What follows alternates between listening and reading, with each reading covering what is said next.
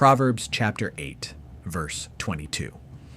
The Lord possessed me at the beginning of his work, the first of his acts of old. This proverb teaches us that wisdom is not a late addition to life. It was present from the beginning. Wisdom is not a human invention, and it is not a modern idea we can improve on with our own preferences. It belongs to the Lord, and it was there before everything else was formed. That means wisdom is not something we create. It is something we align ourselves with. That matters because many people try to treat wisdom like a tool they can pick up only when it becomes useful. But this verse says, wisdom was first. It came before our plans, before our assumptions, and before our need to explain everything on our own terms.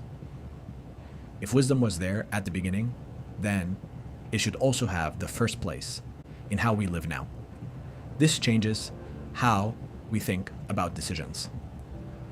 Instead of asking what feels most convenient, we ask what fits the order God has already established. Instead of treating wisdom as something optional, we recognize it as foundational. The world did not begin with our opinions, and our lives will not be held together by them either. There is comfort in that. If wisdom comes from the Lord and not from us, then we are not left to guess our way through life. We can learn from what God has already revealed. We can trust that his way is older, truer, and steadier than ours.